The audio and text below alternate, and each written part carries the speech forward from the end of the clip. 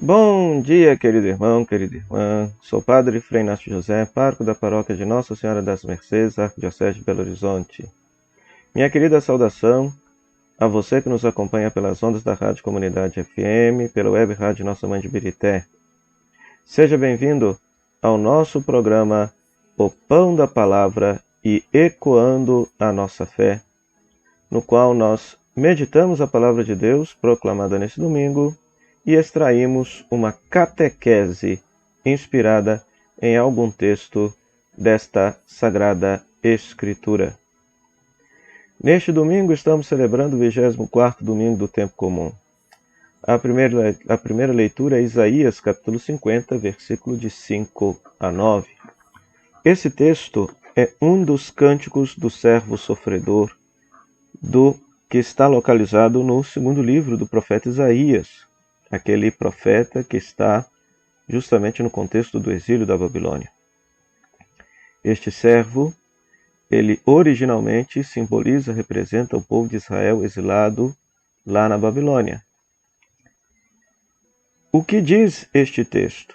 Este texto retrata a gratuidade, a passividade com a qual este servo assume as dores e o sofrimento dos seus algozes, e ao mesmo tempo a resistência que ele tem diante disso.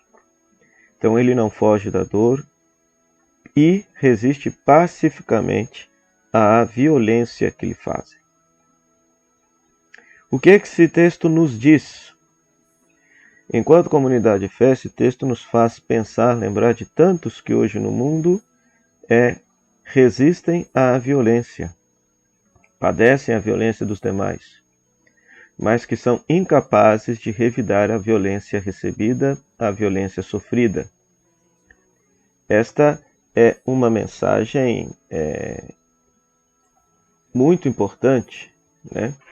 Porque atualmente nós temos a tentação de revidar a violência sofrida com mais violência. Chama a atenção também que este servo confia plenamente em Deus, e ele diz que Deus haverá de ser o seu auxiliador. Por isso, a resposta deste salmo, da resposta dessa primeira leitura, melhor dizendo, é o Salmo 114, no qual o fiel reza, confia que andará na presença de Deus na terra dos vivos e que, apesar de estar preso pelas cordas da morte, ele confia no Senhor e o Senhor o libertará, o Senhor o salvará. O salmista vai dizer expressamente: libertou minha vida da morte, enxugou de meus olhos o pranto. Depois, na segunda leitura, sempre lembrando que a segunda leitura dentro do âmbito da liturgia traz um aspecto prático para ser vivenciado dentro da comunidade, eu diria assim que a primeira leitura e o Evangelho traz um conteúdo mistagógico, oracional a ser celebrado, rezado, mas a segunda leitura sempre traz um aspecto prático para ser vivido pela comunidade. Já a segunda leitura traz Tiago, capítulo 2, versículo 14 a 18. E Tiago aqui, ele afirma: a fé, se não se traduz em obras, por si só está morta. Que a fé, quando não é posta em prática, não salva. E aí ele dá um exemplo bem concreto, por exemplo, da pessoa que não tem o que comer, que não tem o que vestir, e que não adianta nada dizer palavras de consolação para essas pessoas. É necessário praticar, é necessário dar o que vestir, é necessário dar o que comer. Então é necessário mostrar a fé pelas obras, vai afirmar Santiago. Então essa palavra, o que essa palavra nos diz enquanto comunidade de fé? Nos diz que nós precisamos traduzir a nossa fé por caridade em ações concretas que possam testemunhar a fé. Não é pensar que as obras haverão de nos salvar. Não, as obras dão testemunho da nossa fé. As obras dão testemunho de nossa fé. E por fim, o Evangelho, que vem justamente em paralelo à primeira leitura. Se na primeira leitura nós temos um dos cânticos do servo sofredor, no Evangelho nós temos Jesus apresentado como este servo sofredor. É Marcos, capítulo 8, versículo 27 a 35. No Evangelho, Jesus está em Cesareia de Filipe. Cesareia de Filipe era uma cidade pagã, onde havia um santuário dedicado a quase todos os deuses do panteão greco-romano. Então é neste lugar que Jesus pergunta aos discípulos o que dizem os homens ser ele e o que os próprios discípulos pensam que seja o Filho do Homem. Então a resposta nós já sabemos, né? O povo pensa que Jesus é um profeta, ao passo que a comunidade cristã afirma que Jesus é o Messias. Jesus é o Messias. Entretanto, Jesus, a partir do versículo 31, começa a ensinar aos discípulos que ele deverá sofrer. E aí o mesmo Pedro que havia afirmado que Jesus era o Messias, tenta impedir que este caminho do sofrimento de Jesus. E aí Jesus repreende a Pedro. Né? Isso mostra que Pedro, ao dizer que Jesus era o Messias, ele tinha um conceito de Messias errado, torto na cabeça dele. Porque Jesus se enxerga como Messias servo sofredor, este servo de Isaías, que vai salvar o mundo mediante a entrega de vida. Na época se pensava que o Messias, tal qual hoje, né? Porque nós temos um Messias hoje aí que também pretende salvar o mundo pelas armas. Na época se pensava que o Messias, o Cristo Salvador, haveria de salvar Israel pela força das armas. E Jesus não fez absolutamente nada disso.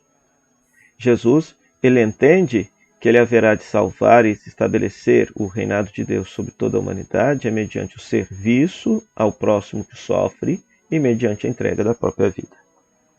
Por isso, no final do texto, Jesus chama as multidões com seus discípulos e diz: se alguém me quer seguir, renuncie a si mesmo, tome sua cruz e me siga. Quem quiser salvar a sua vida vai perdê-la, mas quem perder a sua vida por causa de mim do Evangelho vai salvá-la. Esse texto é riquíssimo porque ensina que quem quiser ser discípulo de Jesus não tem outro jeito, tem que tomar o caminho da cruz. E o que é o caminho da cruz? É o caminho do serviço ao próximo que sofre, a tal ponto de colocar a própria vida em risco. É o caminho da entrega de vida por amor. É este o caminho da salvação da humanidade. Não há outro caminho de salvação proposto por Jesus a não ser esse. O serviço ao próximo que sofre e a entrega da própria vida por amor. Fazer da própria vida uma entrega de amor por aqueles que sofrem. É desta forma que o mundo haverá de ser transformado. É desta forma que o mundo haverá de ser regenerado. E se tornará mais parecido com aquilo que Deus sonhou para cada um de nós. Então, que estas palavras possam nos inspirar a rezar, que a gente de fato possa rezar. Rezar por aqueles que no mundo de hoje resistem pacificamente a todo tipo de agressão sofrida pelo bem, pela verdade, pelo amor. Pedir a Jesus que nos conceda a graça de praticar verdadeiramente a nossa fé, que as nossas palavras e ações, sobretudo aos que mais sofrem, possam dar testemunho de nossa fé, e que a gente entre por este caminho salvífico que é o caminho da cruz. Não tem outro caminho de salvação para o mundo senão o caminho da cruz. E cruz entendido aqui não como sofrimento, pelo sofrimento gratuito. Deus não quer nada disso para nós. Mas o sofrimento pelos que sofrem, o sofrimento pela verdade, pela justiça, isso é benquisto por Deus. Então que nós, de fato, pela graça de Deus, possamos colocar a nossa vida como este caminho de entrega, de amor, de solidariedade para com aqueles que mais sofrem no mundo. A partir desta palavra, nós queremos ecoar a nossa fé, fazer uma catequese. Então, ao celebrar o 24º domingo do tempo comum, nós queremos, a partir da segunda leitura, Tiago, capítulo 2, versículo 14 a 18, meditar sobre a perseverança na fé. E este texto está justamente no Catecismo da Igreja Católica, número 162. Catecismo da Igreja Católica, número 162, que diz assim: a fé é um dom gratuito que Deus concede ao homem. Podemos perder esse dom inestimável, São Paulo alerta Timóteo sobre isso. Combate o nobre combate, com fé e com boa consciência. Por terem repudiado a boa consciência, alguns naufragaram na fé.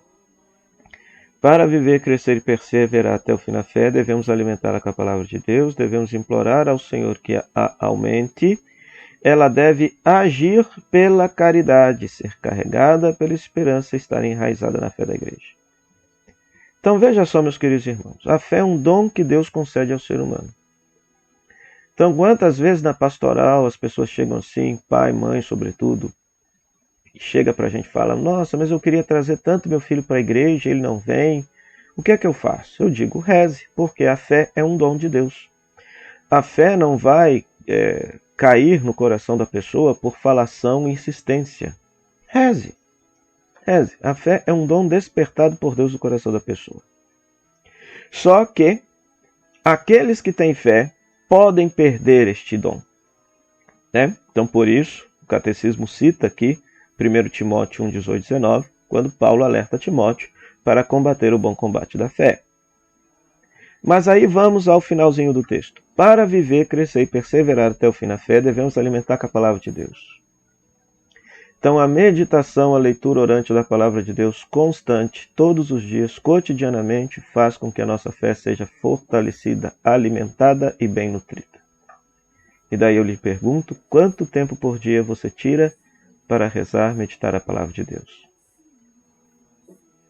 Depois, devemos implorar ao Senhor que aumente.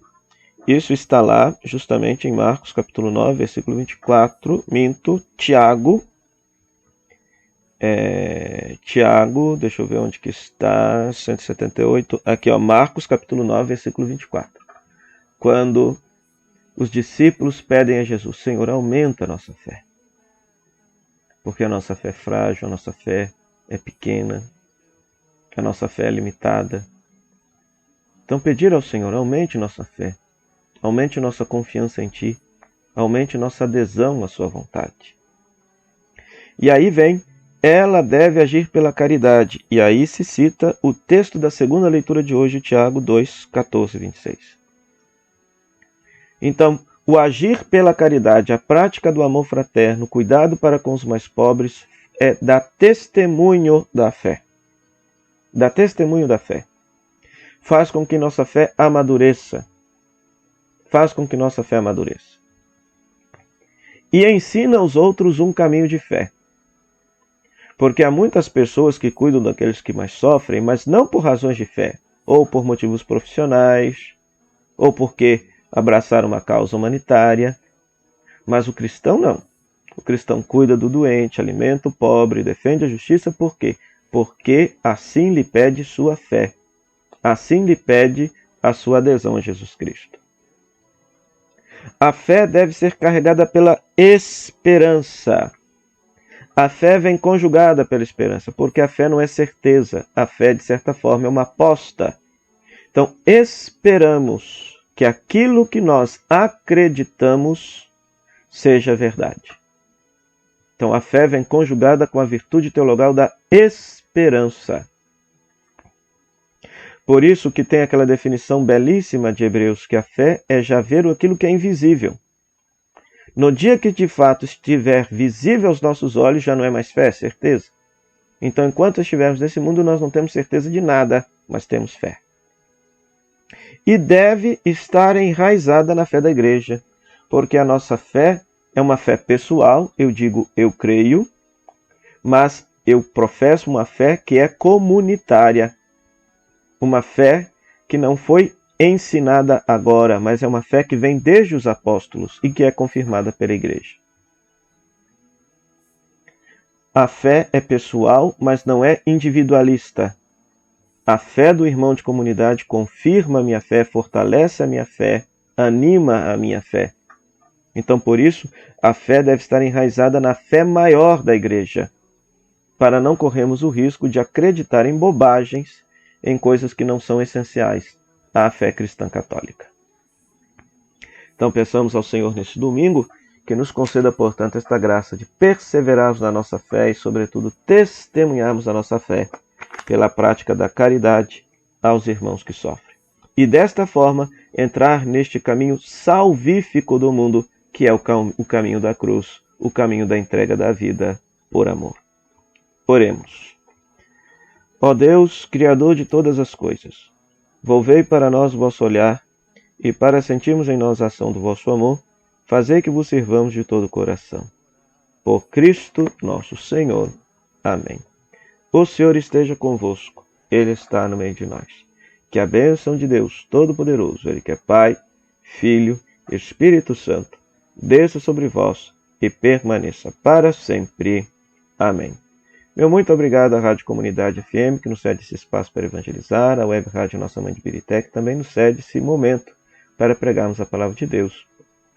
Muito obrigado você, querido irmão, querida irmã, que nos acompanha pelas nossas redes sociais, o YouTube e Spotify, Palavras de Redenção. Até o próximo final de semana, se Deus quiser. Tchau, tchau e feliz dia do Senhor para você e para toda a sua família.